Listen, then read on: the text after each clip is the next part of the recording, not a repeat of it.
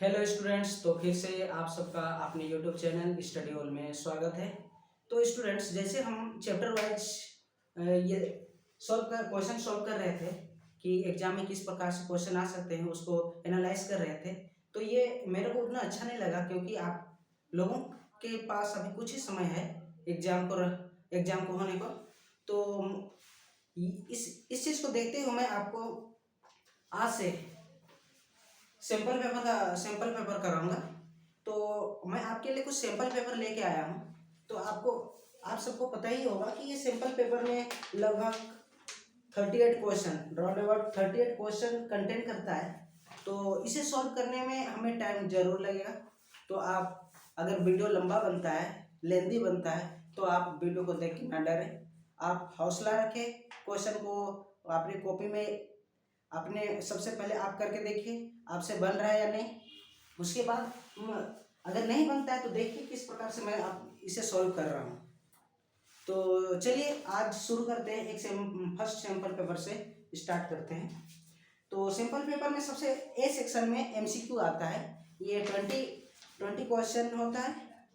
And section B में 2 marks, and section C में 3 marks, and D में 5 marks ये कैरी करता है। एंड सेक्शन ई में केस स्टडी आता है। तो आज हम सेक्शन ए देखते हैं कितना क्वेश्चन कर पाते हैं। लेकिन इसे सॉल्व करने में थोड़ा टाइम लगेगा क्योंकि मैं इसे आपको एक्सप्लेन भी करूँगा और इसे सॉल्व भी करूँगा, तो ये लेंदी बनेगा। तो आप वीडियो देख के ना डरें, लेंदी है उसे ना डरें। क्वेश्चन मैं जैसे लिखता हूँ यहाँ पे आप वीडियो पॉज कीजिए और सबसे पहले आप खुद ट्राई कीजिए कि आपसे ये क्वेश्चन बन रहा है या नहीं, और देखिए मैं किस प्रकार से सॉल्व करता हूँ। अगर आपको कोई भी चैप्टर से कोई भी डाउट हो तो आप जरूर कमेंट कीजिए, मैं आपका सॉल्यूशन लेके आऊँगा। तो फर्स्ट क्वेश्चन है the graph of a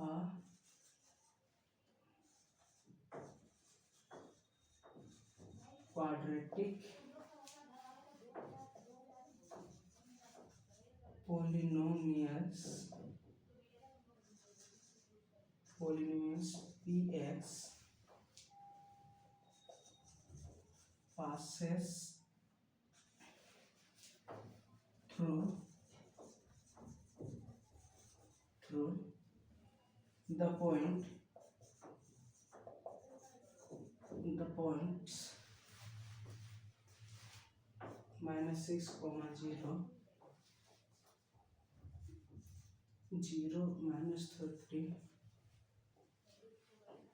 4, 20, -20, and 6 and 6, 0. The zeros of the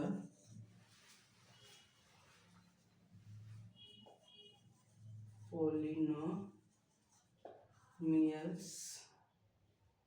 are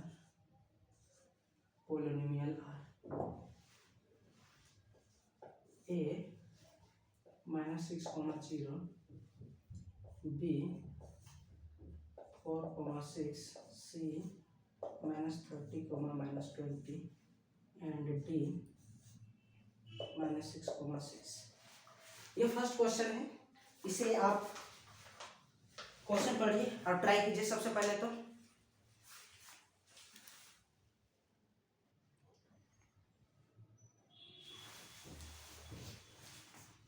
तो आपने अपने कॉपी में इसका सॉल्यूशन कर लिया होगा।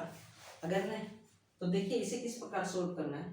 क्वेश्चन गिवन है कि हमें जो क्वाड्रेटिक पॉलिनोमियल्स है इसका जो ग्राफ है ये इन पॉइंट से पास होता है।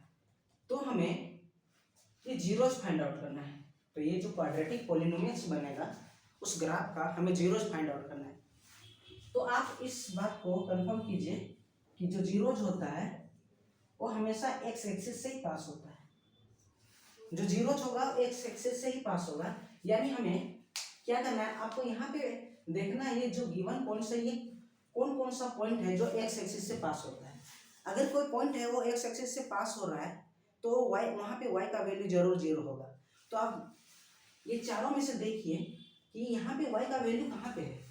जो वाई पॉइंट को शो करता है ये सेकेंड वाला होता है। तो देखिए यहाँ पे जीरो है, ये जीरो है, यानी हम कह सकते हैं कि ये -6.0 ये एक्स एक्सिस से पास होगा एंड 6 - 0 6, 0 ये भी एक्स एक्सिस से पास होगा। यानी जो इस क्वाड्रेटिक पॉलिनोमियल है इसका जो जीरो जाएगा वो एक्स एक्सिस से पास होगा। दैट मीन्स ये पॉइंट और ये पॉइंट आना चाहिए। आप देख रहे होंगे यहाँ पे एक्स एक्सिस का वैल्यू एक टाइम -6 आएगा एंड एक आएगा 6, यानी जो ये पॉलिनोमियल मिलेगा हमें उस पॉलिनोमियल का जीरोज -6 और 6 होगा। यानी आंसर है डी -6 एंड 6। ये दोनों है जो एक्स का ये पॉलिनोमियल है उसका जीरोज है। यानी ये जो क्वाड्रेटिक पॉलिनोमियल है वो इस टाइप से होता है, इस टाइप से होता है, पैराबोला फॉर्म होता है। और ये जो पॉइंट है यहाँ पे जो ये ग्राफ एक्स एक्सिस को जहाँ पे कट कर रहा है यही पॉइंट होता है जीरोज। तो हमने इस क्वेश्चन को सॉल्व कर लिया। इसका जीरोज -6 एंड 6 है। यदि आपको कहीं पे डाउट होता है तो जरूर बेफिक्र आप कमेंट कीजिए, मैं उसका सॉल्यूशन आपको दूंगा।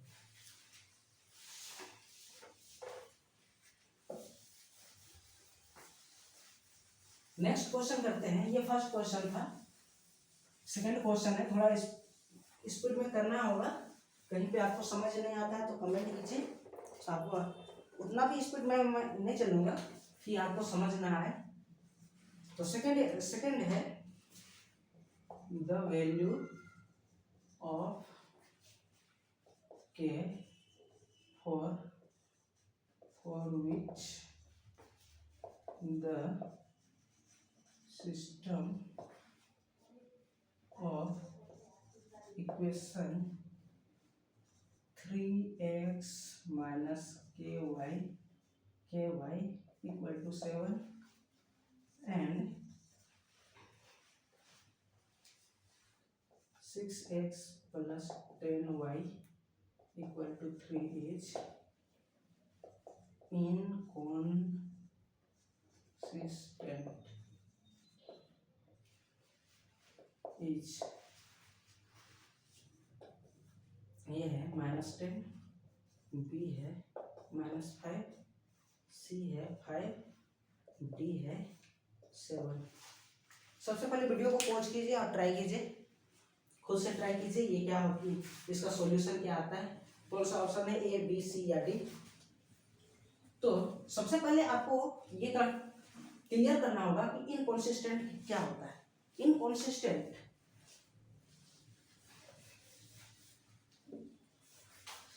ये आपका जो इनकॉन्सिस्टेंट है, हमें पता है कि जो ग्राफ होता है वो 3 टाइप से होता है। एक दो पैरेलल इक्वेशन है, दोनों एक दूसरे के पैरेलल हो सकता है। सेकंड आ सकता है ये एक दूसरे को कट करेगा। थर्ड हो सकता है कि दोनों इक्वेशन एक ही लाइन को शो कर रहा होगा, दोनों इक्वेशन एक ही लाइन को शो कर रहा होगा। तो अगर पैरेलल होता है, पैरेलल होता है तो देखिए यहाँ पे एक भी सॉल्यूशन नहीं आ रहा है, इसे हमें नो सॉल्यूशन कहते हैं, नो सॉल्यूशन। यहाँ पे 1 सॉल्यूशन है एंड ये जो थर्ड है ये मेनी सॉल्यूशन है, क्योंकि इसका हर पॉइंट एक दूसरे को कट कर रहा है।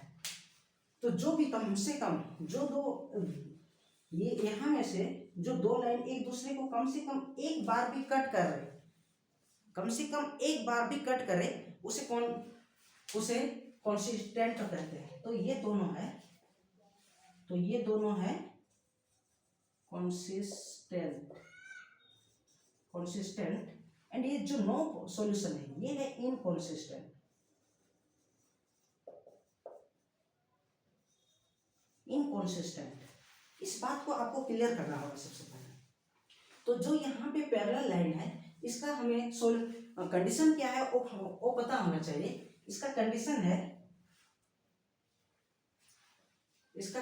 है कि A1/A2 equal to B1/B2 equal to C1/C2। A1/A2 equal to B1/B2 is not equal to C1/C2। ये होना चाहिए आपका पैरेलल लाइन के लिए।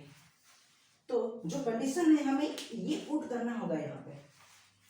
अब जब तक ये क्वेश्चन, इस प्रकार के क्वेश्चन सॉल्व नहीं किए रहेंगे आप यहाँ पे फंस सकते हैं।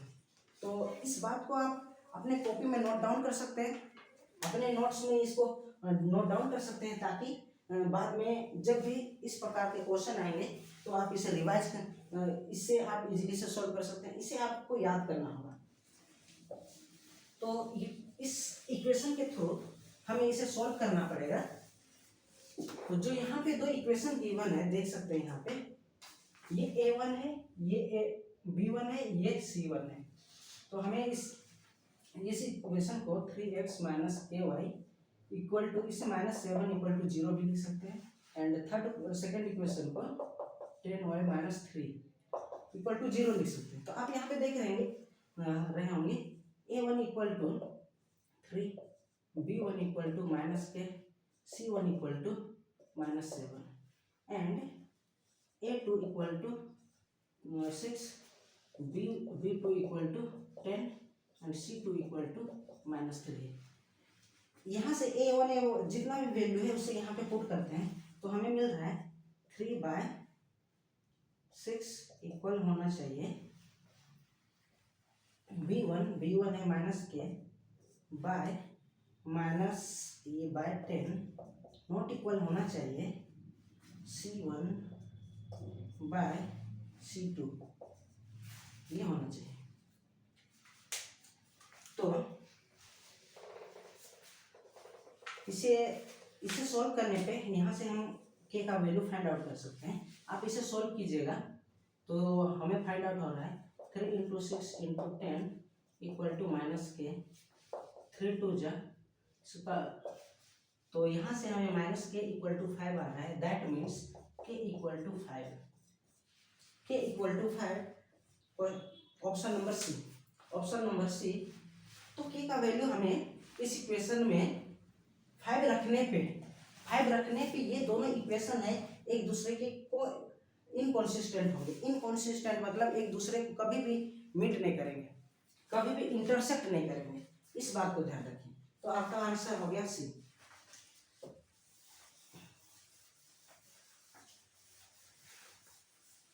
नेक्स्ट क्वेश्चन करते हैं। Third question,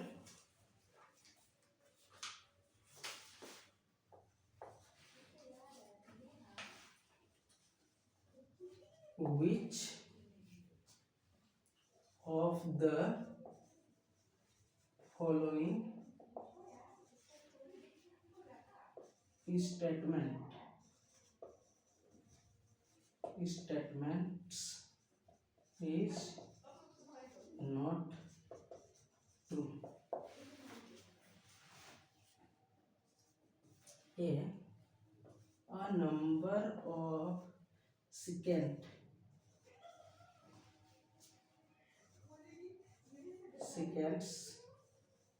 can be drawn at any point on the circle and be only one tangent can be drawn at any point on a circle. C. A chord is a line segment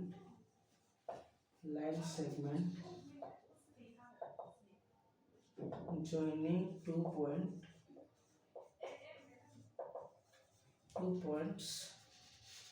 on the circle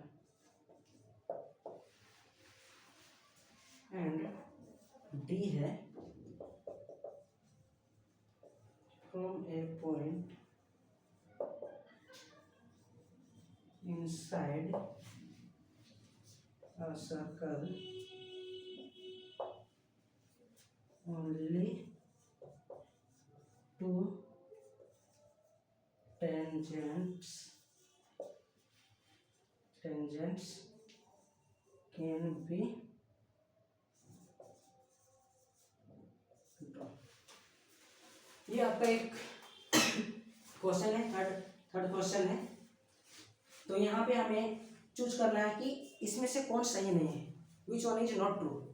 तो आप देख सकते हैं यहाँ पे एक statement given, 4 statement given है, ये सर्कल से रिलेटेड है। तो आप मुझे लगता है आपको सर्कल का जितना भी कॉन्सेप्ट है आपको क्लियर होगा। तो देखिए यहाँ में से कौन सा क्वेश्चन, कौन सा स्टेटमेंट रॉन्ग है, आप उसे चूज कीजिए। तो सबसे फर्स्ट में कहता है कि a number of second can be drawn at any point of circle. Seconds means क्या होता है, कोई ये सर्कल है वहाँ इस प्रकार कोई लाइन सेगमेंट ड्रॉ किया जाता है कहीं से भी, तो इसे सेकेंड बोला जाता है। सेकेंड तो हम तो सेकेंड तो कहीं पे भी ड्रॉ किया जा सकता है, नंबर ऑफ सेकेंड ड्रॉ किया जा सकता है इसमें। तो a number of second can be drawn at any point on the circle, ये तो सही है। Only one tangent can be drawn at any point on a circle, कोई सर्कल के एक पॉइंट से केवल एक ही टेंजेंट ड्रॉ किया जा सकता है, ये भी राइट है। सेकेंड है अ cord is a line segment joining two point on the circle. आप देख सकते हैं ये कॉर्ड है,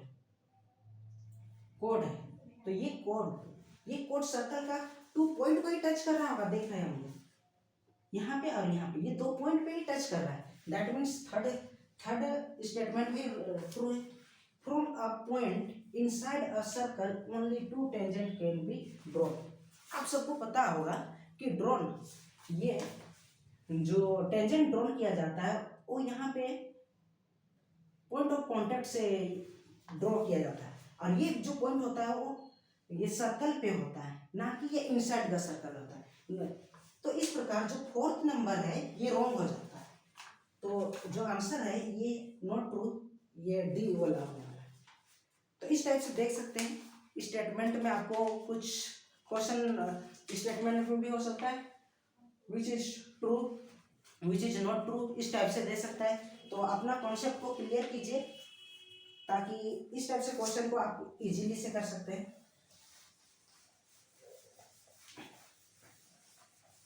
तो नेक्स्ट क्वेश्चन है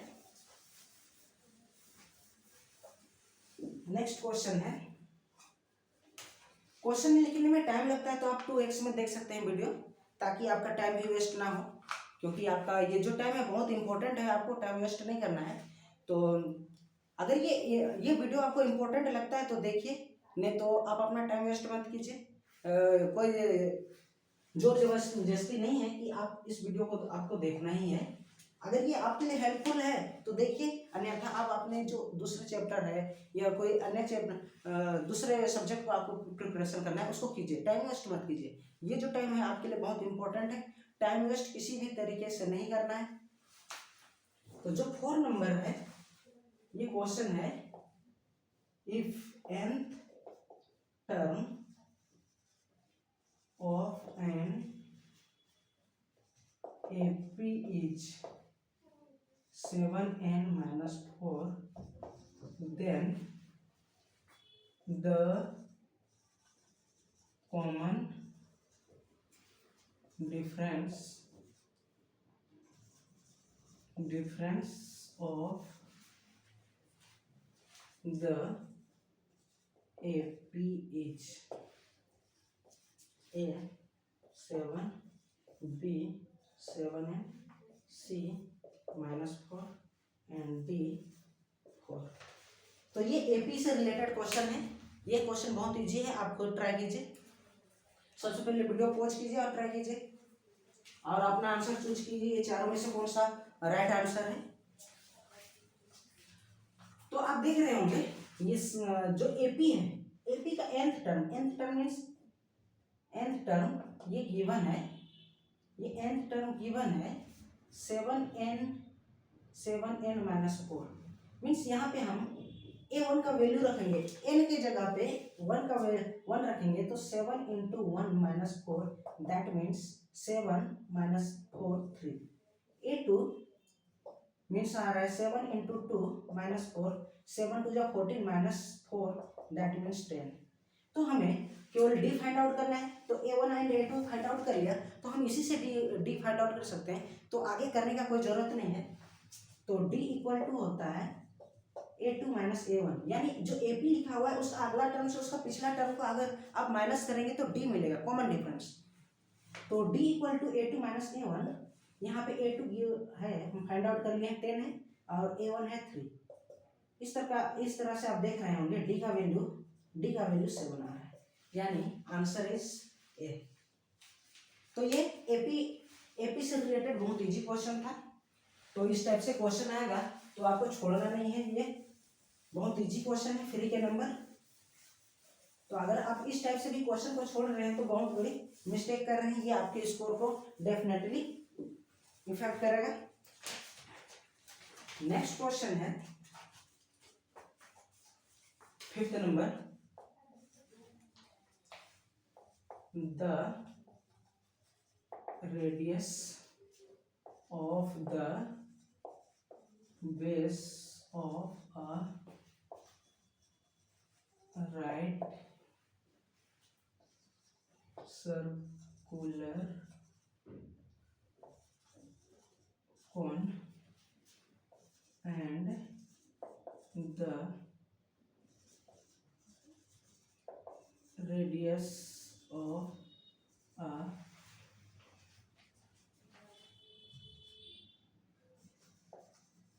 sphere are each 5 centimeter in length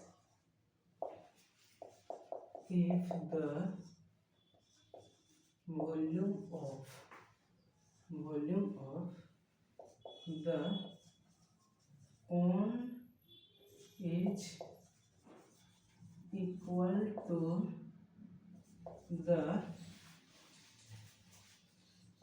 the volume of sphere,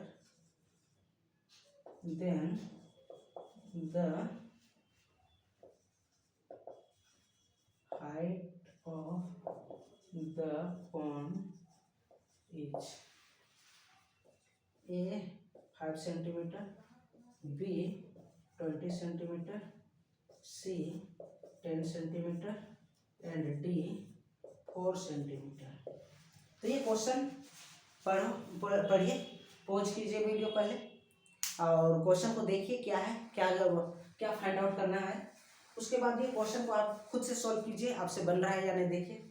तो यहाँ पे जो गिवन है the radius of base of right circular cone and radius of sphere are each 5 centimetre. ये हमें गिवन है कि ये जो राइट सर्कुलर कोन है, ये कोन है, तो इसका रेडियस भी ये 5 सेंटीमीटर है and the radius of sphere, एक स्फीयर है, इसका रेडियस भी ये दिया है 5 सेंटीमीटर। ये क्वेश्चन में गिवन है। If the volume of cone is equal to the volume of sphere then height of the cone. अब ये भी गिवन, ये क्वेश्चन में गिवन है कि volume of cone and sphere both are equal. तो हमें volume of cone equal to volume of sphere ये गिवन है, दोनों इक्वल है। तो वॉल्यूम ऑफ कोन का फॉर्मूला रहते हैं, आपको ये सरफेस एरिया से जितने भी फॉर्मूला है उसे बहुत अच्छे से याद करना है ताकि जो फॉर्मूला है वो गलत ना हो। अगर फॉर्मूला गलत हो गया तो आपका आंसर गया, कोई आपको नहीं बचा सकता है, ब्रह्मा भी नहीं बचा सकते। तो सबसे पहले तो आपको जितने भी फॉर्मूले हैं उसे कंफर्म याद करना है, कॉपी में लिख लिख के याद करना है। कहीं एक छोटा सा कॉपी में कुछ पेज में लिख लीजिए, उसे आप बार बार रिपीट करके याद कीजिए, रिपीट कीजिए। कैसे आपको याद नहीं होता है? अगर याद नहीं होगा क्वेश्चन गया, कोई नहीं बचा सकता है। Volume of cone, volume of cone ये होता है pi r square h by 3 equal to volume of square होता है 4/3 पाई आर क्यूब। हमें एच फाइंड आउट करना है, height of the cone. That means H equal to 4/3 pi r cube. ये जो 3 है ये ऊपर चला जाएगा एंड ये है पाई आर स्क्वायर, स्क्वायर ये नीचे चला जाएगा। तो आप देख रहे होंगे 3 से 3 कैंसिल आउट हो रहा है, पाई से पाई कैंसिल आउट हो रहा है, 4 स्क्वायर से 4 स्क्वायर कैंसिल आउट हो रहा है। तो एच इक्वल टू 4r केवल बच रहा है और r गिवन है 5। That means H equal to R है 4 5 20 सेंटीमीटर। ये आपका आंसर है, आंसर इज बी। तो इस टाइप से हम देख रहे हैं, इस टाइप से जो 1 नंबर क्वेश्चन है कितना लेंदी दे रहा है, लेकिन ये इजी सा क्वेश्चन है। आप घबराए नहीं, आप अच्छे से कीजिए। कैसे क्वेश्चन नहीं बनता है देखिए। फॉर्मूला गलत करना ही नहीं है, फॉर्मूला गलत गया हुआ गया क्वेश्चन। तो इसलिए जितने भी फॉर्मूला है उससे आप अच्छे से याद कीजिए। नेक्स्ट क्वेश्चन है 6th नंबर क्वेश्चन है। लग रहा है बहुत टाइम लग रहा है। अगर टाइम लग रहा है तो क्वेश्चन लिखते टाइम आप 2x में कर लीजिए, वीडियो को 2x में भी देख सकते हैं ताकि आपको ज़्यादा टाइम ना लगे, क्योंकि मुझे तो यहाँ पे क्वेश्चन लिखने में टाइम लग जा रहा है। तो ये क्वेश्चन आपको गिवन है 4 sin cos theta is equal to, जो ए है ये 11/9, बी है 3/2, सी है 9/11 एंड डी है ये 4 है। तो ये ट्रिग्नोमेट्री से आपका क्वेश्चन है, 1 नंबर का ये ट्रिग्नोमेट्री से रिलेटेड क्वेश्चन है। तो वीडियो को आप वॉच कीजिए और ये क्वेश्चन ट्राई कीजिए आपसे बन पा रहा है या नहीं। देखिए ये क्वेश्चन भी इजी है। तो सबसे पहले आपको क्या करना है, इस टाइप से क्वेश्चन दिया होगा तो सबसे पहले आपको एक फिगर बना लेना है, right angle triangle. Right angle triangle यहाँ पे जो गिवन है वो tan थीटा इक्वल टू 5/2। हम इसे थीटा मान ले रहे हैं, ये थीटा है। तो tan थीटा होता है ये परपेंडिकुलर बाय बेस होता है और ये परपेंडिकुलर बाय बेस ये 5/2 गिवन है। तो परपेंडिकुलर 5/2 है, तो इसके अकॉर्डिंग देख रहे होंगे तो परपेंडिकुलर ये हुआ और जो बेस है ये हुआ। तो जो हाइपोटेन्यूज हम फाइंड आउट करते हैं पाइथागोरस थ्योरम से करते हैं। अगर आपको पता नहीं है तो सीख लीजिए। हम जो हाइपोटेन्यूज फाइंड आउट करेंगे ये 5 का स्क्वायर प्लस 4 का स्क्वायर, 5 का स्क्वायर 25 प्लस 4 ये √29 आने वाला है, ये हो गया √29। तो यहाँ पे वैल्यू पुट कर देते हैं 4। साइन थीटा इक्वल टू होता है perpendicular by hypotenuse, perpendicular by hypotenuse 5/29 √29 plus cos theta equal to base by hypotenuse √29। Formula याद नहीं होगा क्वेश्चन नहीं बनने वाला है, इसीलिए फॉर्मूला याद कीजिए। क्वेश्चन कैसे नहीं बनता है फिर देखिए। ये है माइनस, ये माइनस है, minus cos theta that means base by hypotenuse, base by hypotenuse. अब इसे नॉर्मल है, आप इसे सॉल्व कीजिए, आपका आंसर क्या आता है देखिए। 5 4 जा 20 √29 प्लस 2 √29 बाय ये 5 4 जा 20 √29 माइनस ये √2 कहाँ से आ गया, ये √2 नहीं ये 2 लिया है 2√29। अब देख रहे होंगे इसका एलसीएम आने वाला है, दोनों का एलसीएम √29 ही आएगा। √29 आएगा, ये 20 + 2, नीचे भी √29 एलसीएम आएगा, ये 20 - 2। तो ये इसे मैं मिटा लेता हूँ, इसे तो आपको पता ही होगा, तो इसका कुछ काम नहीं है, तो इसे मैं मिटा लिया। तो ये जो मिल रहा है 22/29 और ये मिल रहा है 18/29। तो ये इसे रेसिप्रोकल कर लेते हैं। रेसिप्रोकल करने पे 22/√29 इंटू √29/18 मिल रहा है। 29 से 29 आप कैंसिल आउट कर सकते हैं, ये कैंसिल आउट हो गया। 22/9 18, इसे 2 से डिवाइड करेंगे तो ये मिलेगा हमें 11/9। तो ये आपका आंसर आ गया 11/9। तो आंसर है ए। तो इस 6 नंबर का जो क्वेश्चन है उसका आंसर है ए, 11/9। तो जितने भी मैथ के जितने भी चैप्टर हैं उससे रिलेटेड जितने फॉर्मूलाज हैं, फॉर्मूला को आपको याद करना ही पड़ेगा। फॉर्मूला याद कीजिए, फॉर्मूला के बिना कुछ मैथ हिल ही नहीं सकता है। कैसे कीजिएगा सॉल्व बिना फॉर्मूला के? 7 में यहाँ पे एक फिगर गिवन है, एक फिगर गिवन है, ये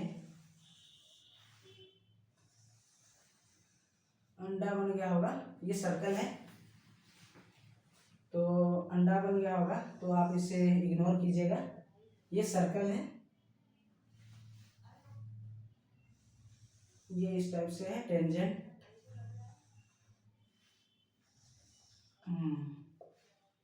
ये सेंटर है, और जो ये O है, ये Q है, ये P एंड ये है, ये T है। अब हमें गिवन है कि ये जो एंगल है, ये 110 है, गिवन है। गिवन में क्या है उसे इधर लेते हैं, एंगल TPQ = 1010। तो हमें फाइंड करना है POQ। ये एंगल क्या है उसे हमें फाइंड आउट करना है। तो वीडियो पॉज कीजिए और देखिए इसका आंसर आप क्या निकाल रहे हैं। तब तक मैं ऑप्शन इधर लिख लेता हूँ, आप अपना आंसर सोल्व करके रेडी रखिए। बी है 70 डिग्री, सी है 140 डिग्री एंड डी है 55 डिग्री। तो इसे हम सोल्व कैसे करेंगे? आप सबको पता ही होगा कि जब एक सर्कल होता है उससे कोई उसका रेडियस से कोई टेंजेंट ड्रॉ किया जाता है, उसको रेडियस से यहाँ पे मिलाया जाता है, तो ये 90 डिग्री होता है, ये आप सबको पता है। टेंजेंट 90 डिग्री का होगा, ये आप सबको कंफर्म होगा। तो हम यहाँ पे देख सकते हैं कि ये टेंजेंट है, दैट मीन्स ये 90 का होना चाहिए, और ये पूरा एंगल गिवन है 110, मीन्स यहाँ पे 90 में कितना ऐड करेंगे कि 110 हो जाएगा। तो 90 में हम 20 प्लस ऐड करेंगे, कितना प्लस करेंगे? 20 ऐड करेंगे, तो ये हो जाएगा 110। दैट मीन्स ये जो छोटा सा एंगल मिल रहा है, ये इतना सा एंगल मिल रहा है, ये 20 होगा, ये हो जाएगा, ये 20 हो जाएगा। ये फाइंड आउट करिए हम लोग, ये 20 एंगल होगा। बस काम खत्म, आंसर आपका आ जाएगा। आपने इतना कर लिया तो आपका आंसर डेफिनेटली आ जाएगा। हमें पता है, अब इसे मिटा ले रहे हैं, इसका अब कुछ काम नहीं है। हमें पता है ये OP एंड OQ रेडियस है, रेडियस तो एक ही सर्कल का रेडियस है, तो दोनों इक्वल होगा 100%। जब ये दोनों इक्वल हैं तो देख रहे होंगे कि ट्रायंगल POQ एक आइसोसेलेस ट्रायंगल बन रहा है। तो जब ये 20 है तो ये भी 20 ही होगा, तो क्योंकि ये दोनों साइड इक्वल है तो अपोजिट एंगल भी इक्वल होगा। तो ये 20 है तो ये भी 20, और हमें पता है कि इंटीरियर एंगल ऑफ ट्रायंगल, अगर ये तीनों एंगल को ऐड करेंगे तो 120 मिलता है, और ये दोनों को ऐड करने पे हमें मिल रहा है 40। तो ये तीनों में अब 40 में कितना ऐड करेंगे, टोटल है 180, तो 180 में से ये दोनों एंगल आ रहा है 40, 40 माइनस करेंगे तो हमें मिल रहा है 140, यानी जो पी ओ क्यू है, पी ओ क्यू है ये 40 के 140 के इक्वल आ रहा है, ये 140 के इक्वल आ रहा है, आप देख रहे हैं। तो जो आपका आंसर होने वाला है ये सी हो जाएगा। तो इस टाइप से ये ज्योमेट्री से रिलेटेड मीन्स सर्कल चैप्टर का ये, तो इससे एक इजी सा क्वेश्चन था। अगर आपको टेंजेंट इक्वल टू 90 है और अगर आपने इस प्रकार के क्वेश्चन सॉल्व कर रखा है पहले, तो ये डेफिनेटली ये क्वेश्चन आपसे बन ही जाता। नेक्स्ट है 8 नंबर क्वेश्चन है quadratic equation polynomial,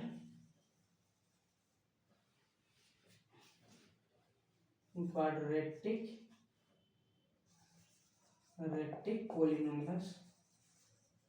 polynomials having zeros -5, -5/2 under root and h। तो हमें ये इक्वेशन फाइंड आउट करना है कि एक क्वाड्रेटिक पॉलिनोमियल्स का जीरोज गिवन है, तो हमें इक्वेशन फाइंड आउट करना होगा। आप निकाल ये इसका इक्वेशन फाइंड आउट करते रहिए, तब तक मैं ऑप्शन लिखता हूँ। ए एक्स, ये क्या हो जा रहा है भाई, x² -5√2x + 1, 8x² -20, c 15x² -6 and d x² -2√5x -1। तो ये आपके पास 4 ऑप्शन है, तो आपका आंसर इसमें से देखिए कौन सा है, आप अपने आंसर को इसे मिलाइए। तो देखिए ये जो गिवन है जीरोज गिवन है, ये दोनों है, यानी हम x का वैल्यू माइनस और x इक्वल टू ये लिख सकते हैं। तो हम इसे x प्लस √5/2 इक्वल टू 0 ये लिख सकते हैं। ये आ जा रही है -5, इसे इधर ले आएंगे या इधर प्लस √5/2, इधर भी प्लस √5 करेंगे तो ये वाला कैंसिल आउट हो जाता है और ये होता है x plus √5/2 equal to 0 and ये हो जाएगा x -√5/2 इक्वल टू 0। तो ये दो फैक्टर मिल गया हमें, जो इक्वेशन हमें मिलने वाला है उसका 2 फैक्टर मिल गया। अगर हमें दोनों फैक्टर फाइंड आउट हो गया तो हम इसे इजीली से इक्वेशन फाइंड आउट कर सकते हैं, यानी ये दोनों फैक्टर को मल्टीप्लाई करेंगे तो हमें वो इक्वेशन मिल जाएगा जिसका ये दोनों फैक्टर है। तो हम जो ये नंबर है इससे मल्टीप्लाई कर लेते हैं तो हमें वो इक्वेशन मिल जाएगा इक्वल टू 0। आप देख रहे होंगे a plus B a minus B, ये एक आइडेंटिटी है। अब आप बोलेगा कि ये आइडेंटिटी कहाँ से आएगा भाई, ये याद करना पड़ेगा आपको।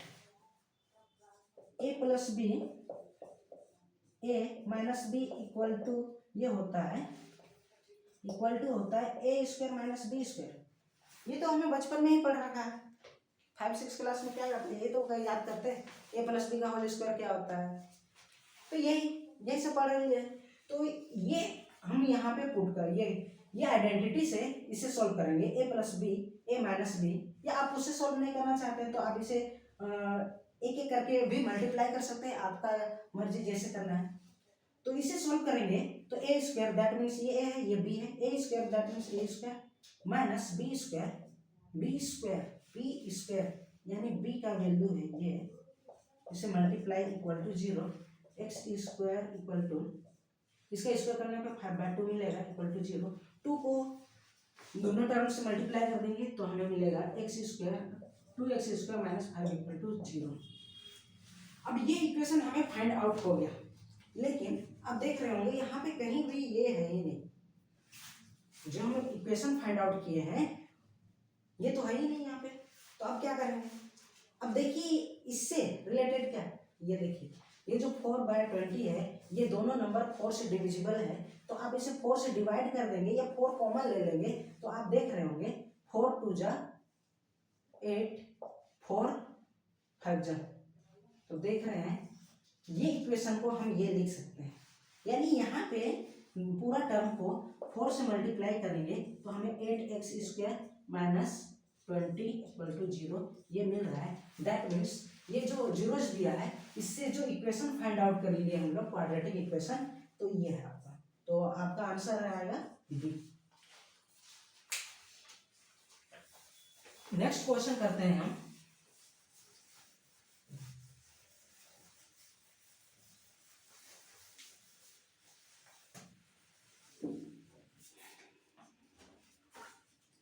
Nine number, consider the frequency distribution of 45 observation. Consider the frequency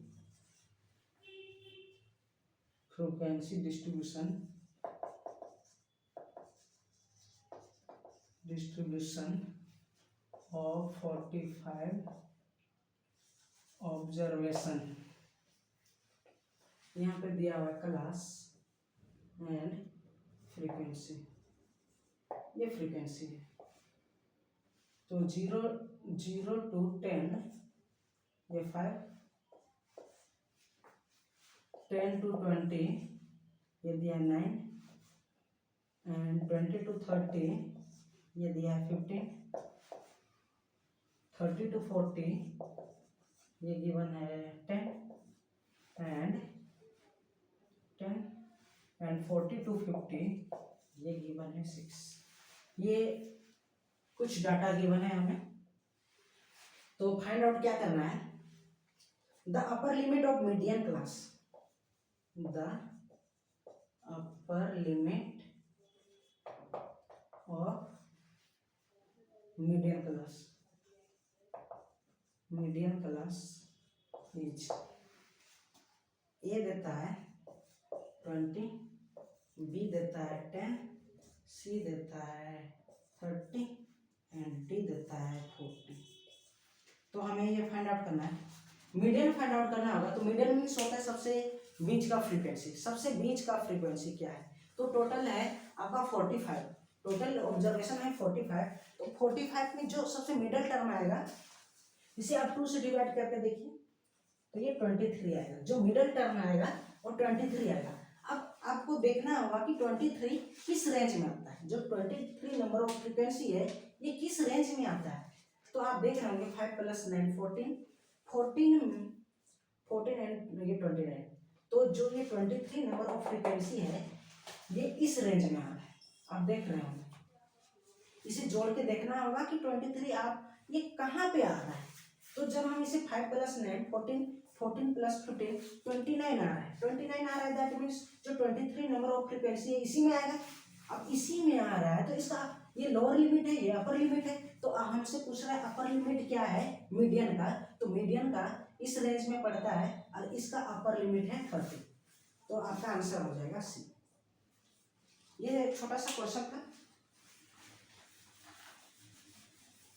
next question है,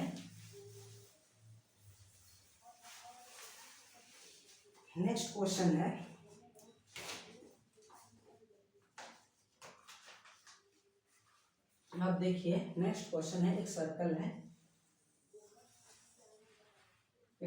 है, ये अगर मुर्गी अंडा बन गया होगा तो इसे संभाल के रखिएगा, कहीं ऑमलेट बना के अपना खा लें। तो ये सी है, ये बी है, तो हम इससे ये रहा, इससे मिला दिया ये, और इससे भी हमने मिला दिया ये रहा, ये दोनों साइड इक्वल बताया है, ये ओ है, बस हमें गिवन है यहाँ पे angle BOC = 80, OA = OD then then हमें रिलेशन बताना है triangle O D A and triangle O B C. हमें ये रिलेशन बताना है कि ये ट्रायंगल का क्या रिलेशन है।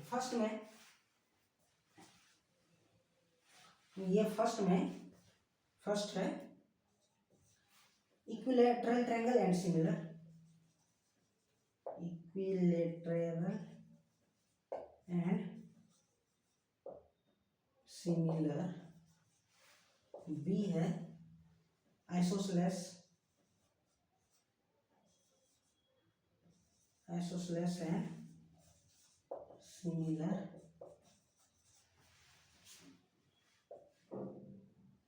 सी है आइसोसेलेस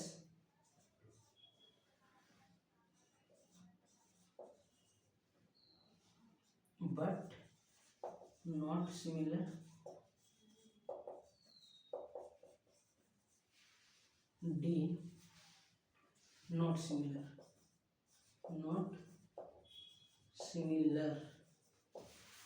तो आप देखिए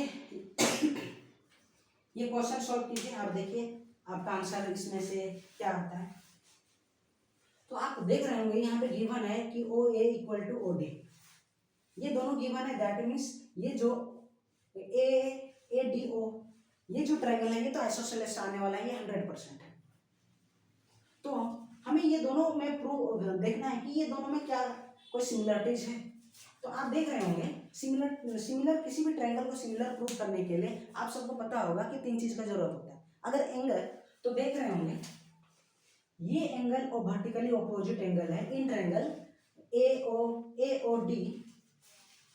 इन triangle A O D and triangle B and triangle C O B, कोई सा भी कर लीजिए। आप देख रहे होंगे ए ओ डी में जो ये एंगल है ए ओ डी इक्वल होगा सी ओ बी का। ट्रायंगल सी ओ बी ये वर्टिकली ऑपोजिट एंगल है, ये आप सबको पता होगा। ये दोनों वर्टिकली ऑपोजिट एंगल है तो दोनों एंगल इक्वल आने वाला है। आप ये देख रहे होंगे कि ए सी एक कोड है। मान लो हम इसे एक कोड ड्रॉ कर लेते हैं। यहाँ पे मैंने यहाँ पे एक कोड ड्रॉ कर लिया।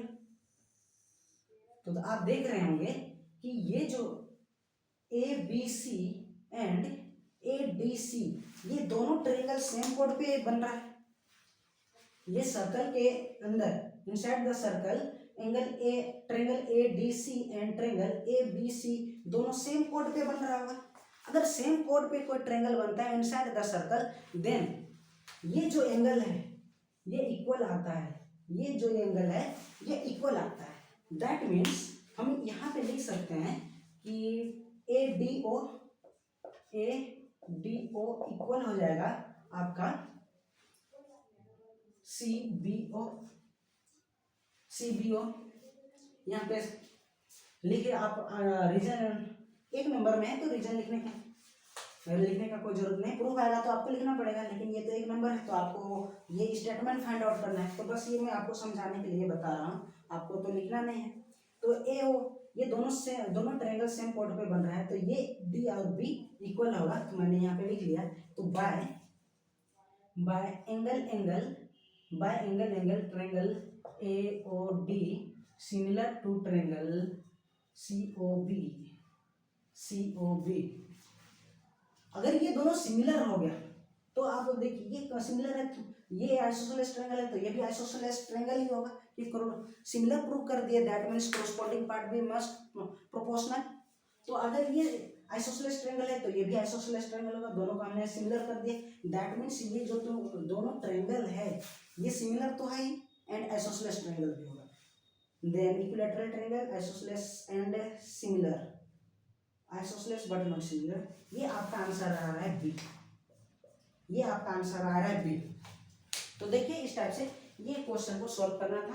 कुछ थ्योरम है, कुछ स्टेटमेंट है जो 9th क्लास में हमने पढ़ रखा है, उसे याद भी करना होगा कुछ। तो ये था आपका क्वेश्चन। आप ये हमने 10 क्वेश्चन कंप्लीट कर लिया।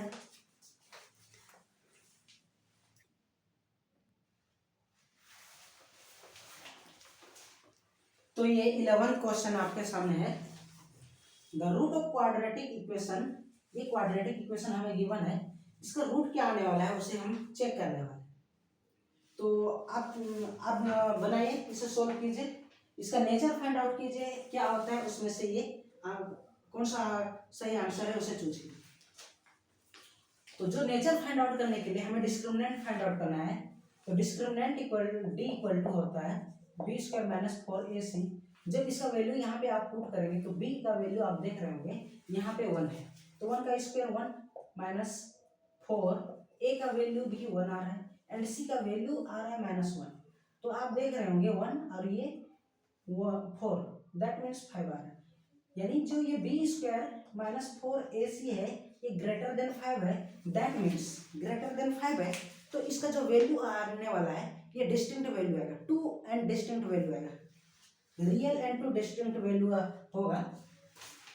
तो real and two distinct value ये आ रहा है, अब ये भी डिस्टिंक्ट वैल्यू है, ये भी डिस्टिंक्ट, तो हमें ये जो नंबर जीरो जाएगा वो रेशनल होगा या इरेशनल होगा उसे भी लिखना है, उसे भी बताना है। तो उसे चेक करने के लिए हम x फाइंड आउट करते हैं।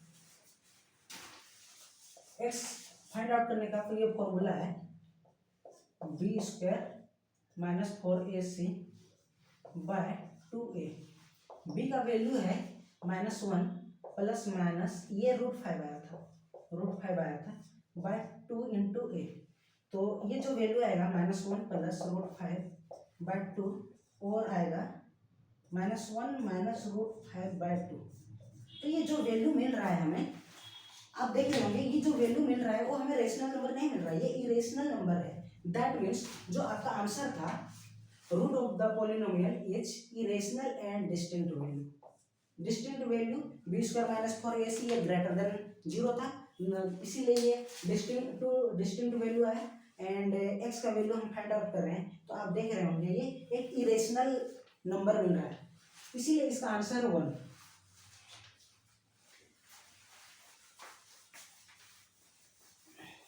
नेक्स्ट क्वेश्चन है, तो ये डिस्क्रिमिनेंट क्वाड्रेटिक इक्वेशन में जो क्वाड्रेटिक इक्वेशन का नेचर क्या है उसका जो कंडीशन है उसको आप ध्यान रखिएगा। नेक्स्ट जो 12 नंबर में क्वेश्चन है ये है if theta equal to 30 then the value of 3tan theta is. Theta का वैल्यू गिवन है, 3tan थीटा का वैल्यू क्या होगा आप जल्दी से फाइंड आउट कीजिए, आप अपने कॉपी में एकदम तेजी से निकालिए। ए 1 है, बी है 1√3, सी है 3√3 एंड डी है not defined, not defined, not defined. तो देखिए इसमें से आपका आंसर क्या आ रहा है उसे चेक कीजिए। तो जब टेन थीटा का वैल्यू 30 दिया है तो हम यहाँ पे थीटा की जगह पुट करते हैं tan 30। तो हमें पता है tan 30 का वैल्यू क्या होता है, तो tan 30 का वैल्यू 1/√3 होता है, इसे पुट करेंगे तो हमें 3√3, तो 3/√3 ये हमें फाइंड आउट करना है, हो रहा है। तो इसका आंसर ये है, आप देख रहे होंगे जो ये 3tan 30 का वैल्यू 3√3 आ रहा है, तो आपका आंसर सी है। तो इस टाइप से ये ट्रिग्नोमेट्री से बहुत इजी क्वेश्चन था। तो यहाँ पे बस आपको जितना भी वैल्यू गिवन है, जितना 30, 45, 60, 90, इसका वैल्यू आपको याद करना होगा, तभी आप इसका वैल्यू डायरेक्ट यहाँ पे पुट कर सकते हैं। तो नेक्स्ट क्वेश्चन है 13 नंबर, द वॉल्यूम तो नेक्स्ट क्वेश्चन है द वॉल्यूम ऑफ सॉलिड इस हेमिस्फीयर इज, ये जो हेमिस्फीयर है सॉलिड हेमिस्फीयर का वॉल्यूम गिवन है, the total surface area of solid hemisphere हमें फाइंड आउट करना है। तो हमें पता है, तो अब इसका टोटल सरफेस एरिया क्या आ रहा है हेमिस्फीयर का, आप देखिए क्वेश्चन सॉल्व कीजिए और इसमें से कौन सा है आप चेक कीजिए। तो ये जो हेमिस्फीयर है, हेमिस्फीयर का तो वॉल्यूम आता है, तो ये गिवन है volume, volume of hemisphere, hemisphere equal to दिया 396/7। तो ये जो वॉल्यूम आता है ये हेमिस्फीयर 2/3 पाई आर क्यूब ये आता है 39, ये गिवन है। हम फॉर्मूला रख के यहाँ पे इसका वैल्यू जो गिवन था उसे रख लिए।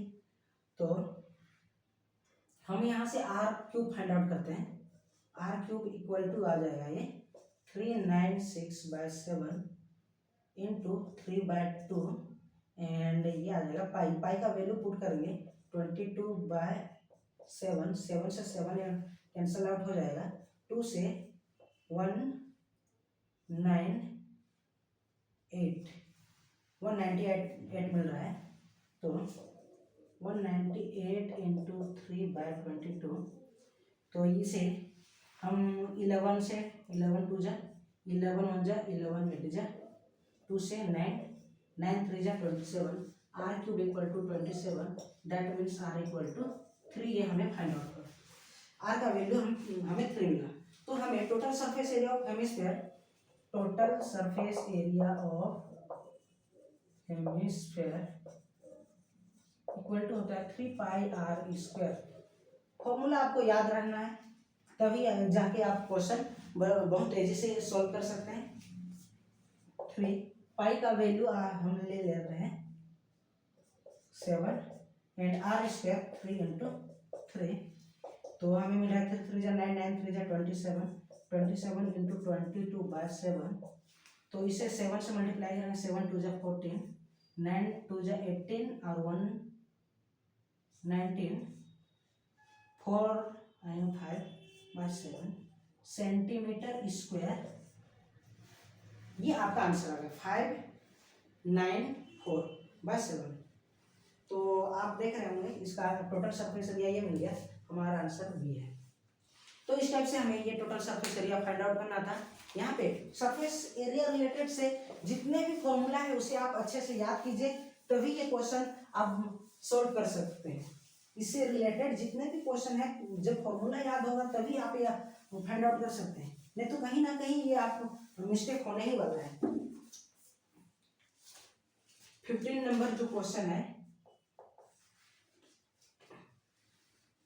the point on the x-axis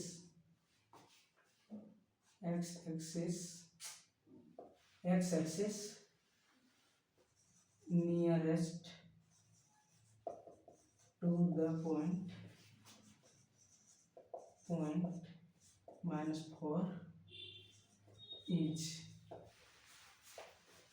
तो ये जो पॉइंट है -4, -5, ये इससे इस पॉइंट से एक्स एक्सिस का सबसे नियरेस्ट पॉइंट क्या होगा उससे आपको फाइंड आउट करना है। तो कॉपी में आप सॉल्व करते रहिए, तब तक मैं इसका जो ऑप्शन है लिखता हूँ। ये है 0,0, बी है -4,0,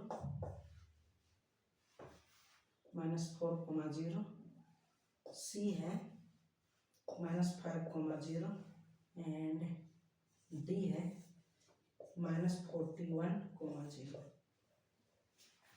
तो अगर आप कार्टेशियन प्लेन बनाएंगे, अगर आप कार्टेशियन प्लेन बनाते हैं तो ये जो माइनस है, एक्स एंड वाई दोनों माइनस में है, ये आपका थर्ड क्वाड्रेंट में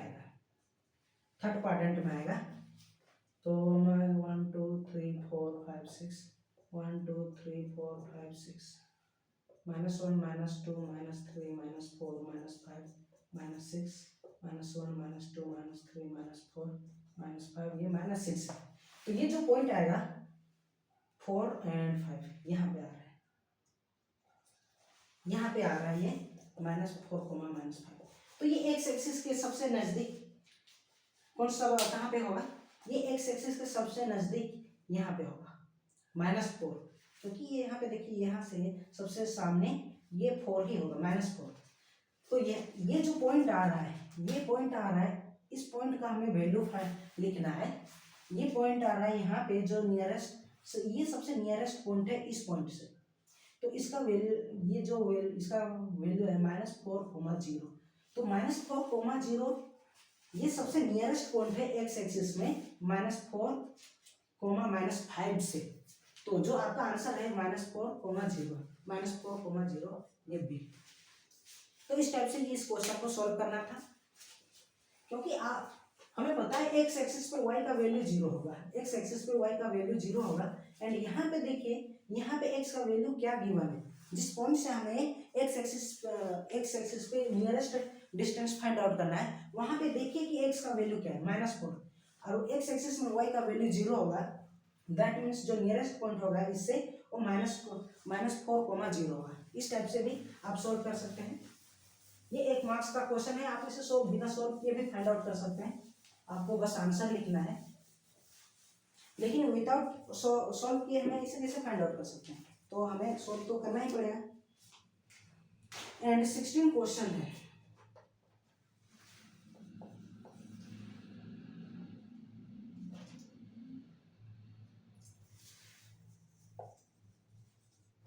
Which of the following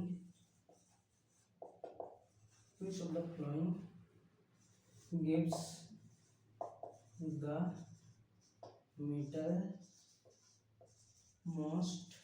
middlemost observation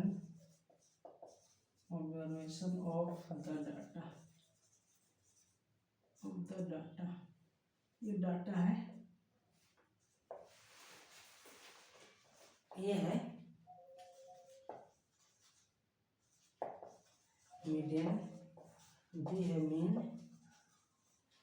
सी है रेंज, एंड डी है मोड। ये आ गया मोड। तो ये 16 क्वेश्चन है। आप देखिए क्या बोल रहा है यहाँ पे, सबसे मिडिल टर्म फाइंड आउट करना है ऑब्जर्वेशन का। तो जो सबसे मिडिल टर्म होता है उसे हम कहते हैं मीडियन। तो इस क्वेश्चन का जो आंसर है ये मीडियन आने वाला है, क्योंकि हमें मिडिल टर्म फाइंड आउट करना है। मिडिल टर्म को हम मीडियन कहते हैं, मिडिल टर्म को मीडियन कहते हैं। तो इसका आंसर ए है। ये बहुत इजी क्वेश्चन था, स्टेटमेंट के फॉर्म में था, तो इसका आंसर है मीडियन।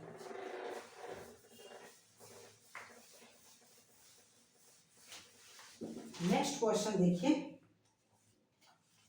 नेक्स्ट क्वेश्चन है 17। A point on the x-axis, on the point on x-axis divides the line। ये ऊपर के जो सैंपल पेपर से इसे मर्ज हो जा रहा है, सेम कलर है, तो मैं इसे रब कर ले रहा हूं। लाइन सेगमेंट जॉइनिंग, ये जॉइनिंग है द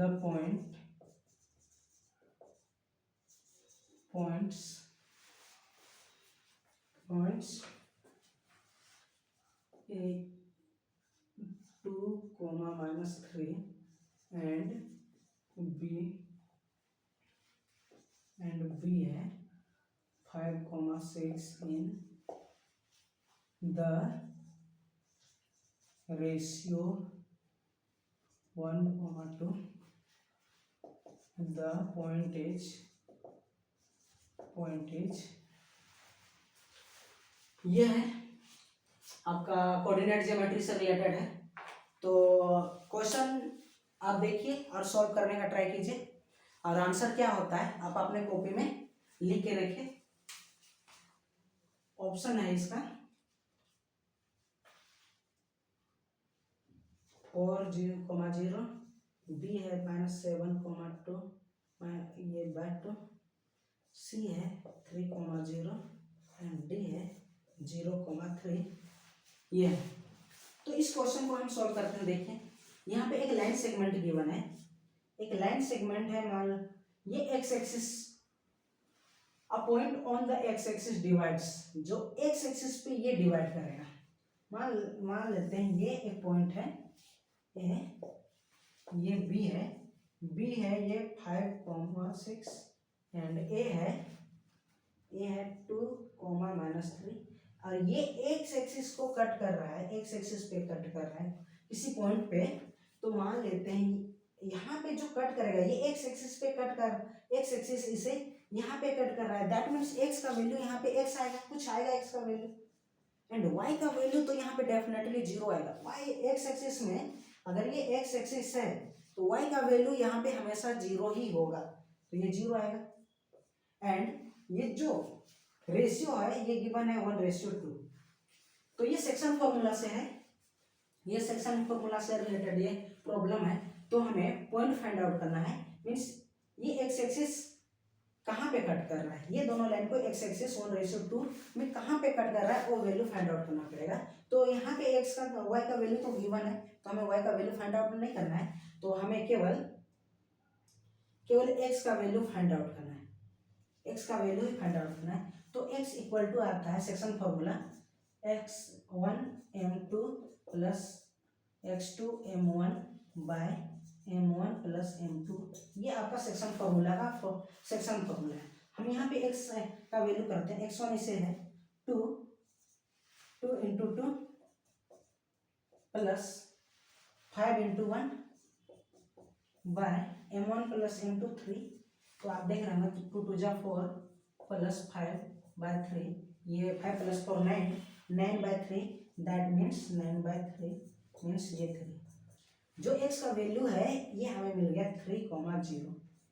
तो जो a एंड b को x एक्सिस पे कट कर रहा है वो जो पॉइंट है वो है 3,0। तो आपका आंसर सी है, आपका आंसर सी है।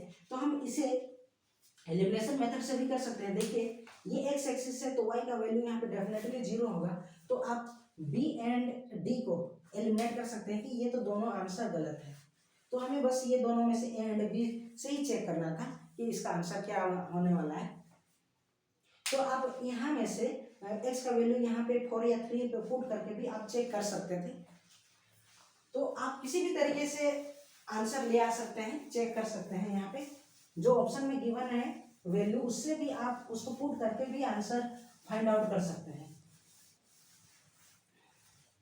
तो ये हमारा 17 क्वेश्चन हो गया। 18 क्वेश्चन है, ये प्रोबेबिलिटी से है।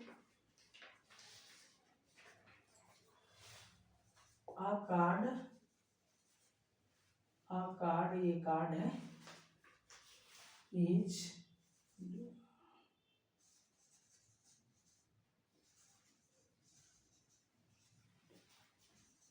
well shuffled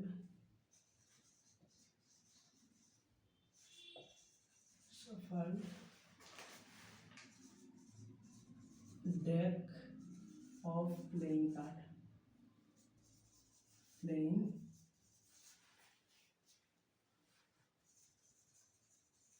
cards.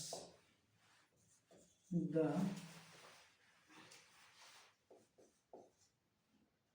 probability of getting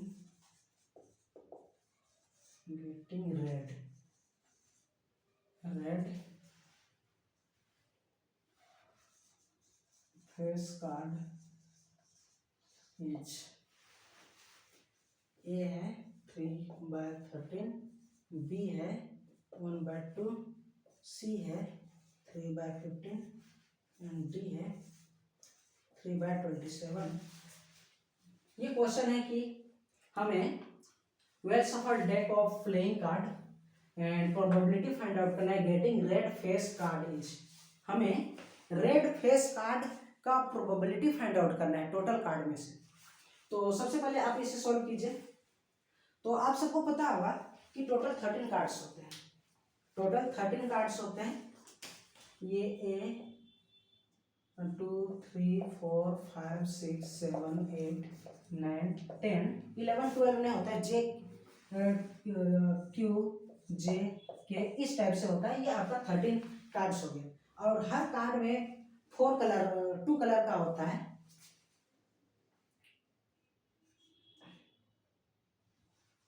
दो ब्लैक इस टाइप से होता है एंड और दो ब्लैक कार्ड होते हैं और 2 रेड कार्ड होते हैं। इस बात को ध्यान दीजिएगा। ये हार्ट होता है और एक होता है इस टाइप से। यानी हर एक कार्ड का हर एक नंबर का 4 कलर होता है। 2 ब्लैक में होगा, 2 रेड में होगा। तो इसी टाइप से हमें जो फेस कार्ड है, आप सबों को पता होना चाहिए कि फेस कार्ड ये तीनों होते हैं, ये तीनों होते हैं। तो यहाँ पे हमें फाइंड आउट करना है red face, getting red face card ये तीनों होता है। तो यहाँ पे आप देख रहे होंगे इसका 2 रेड कार्ड, इसका 2 रेड कार्ड होगा। तो टोटल जो रेड कार्ड है ये तीनों नंबर का हमें मिल रहा है 6। जो आउटकम है ये 6 मिल रहा है। रेड फेस कार्ड ये 6 नंबर आएगा। तो जो प्रोबेबिलिटी आएगा 6 बाय टोटल कार्ड है हमारे पास 52। तो इसे सॉल्व करेंगे, 2 से डिवाइड करने पे ये 3 एंड 26, यानी जो हमारा प्रोबेबिलिटी है रेड फेस कार्ड आने का ये 3 बाय 26 आ रहा है। तो ये आपका आंसर है डी नंबर।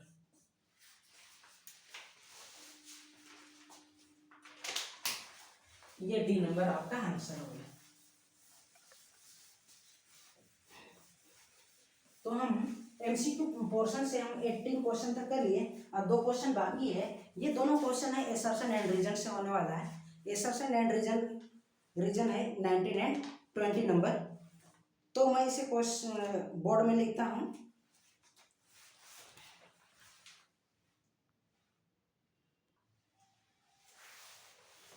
तो ये आपका एसर्शन एंड रीजन का क्वेश्चन है।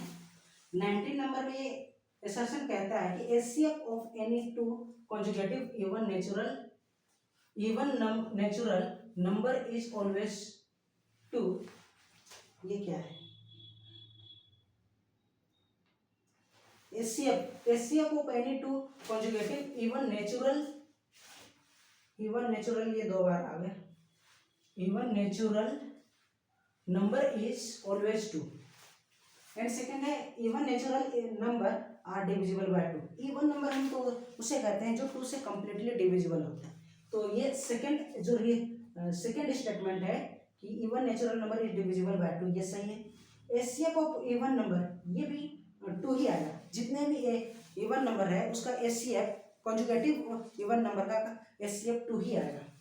लेकिन जो ए का एसर्शन है उसको ये रीजन सेटिस्फाई नहीं कर रहा है कि ये इसका एचसीएफ 2 ही क्यों आता है, इसको सेटिस्फाई नहीं कर रहा है।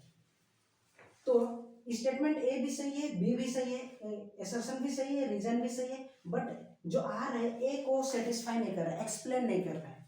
ये इसका आंसर होगा। एंड 20 में देखिए एसर्शन है कि if the radius of sector of circle is reduced to its half and angle is double. Radius को हाफ करते हैं एंड एंगल को डबल करते हैं तो पेरीमीटर सेम रहता है एक सेक्टर का, ये बोल रहा है। तो हमें इसे चेक करना होगा।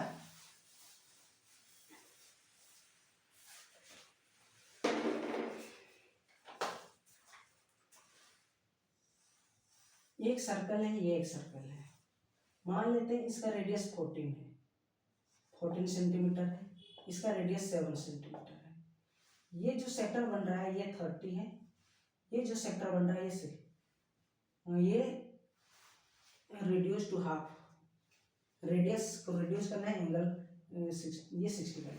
तो जो पेरीमीटर है सेक्टर रिमेन सेम, यानी ये जो आर्क का फॉर्म हो रहा है ये दोनों सेम होगा, ये बताता है। पेरीमीटर है ये सेम है। हम इसे चेक करते हैं। इसका जो आर्क फाइंड आउट करने का फॉर्मूला है 2 पाई आर थीटा बाय 360। इसका भी कह लेते हैं 2 पाई आर थीटा बाय 360। तो यहाँ पे 220, ये पाई को पाई ही रखते हैं। आर है 14, नहीं इसे 7 कर लेते हैं क्योंकि हमने 7 से डिविजिबल वाला नंबर आर लिया है, तो हम देख सकते हैं इसे आर या 14, थीटा या 30/360, इसे लिखते हैं 2 × 22/7, आर है 7 एंड थीटा है आपका 60/360।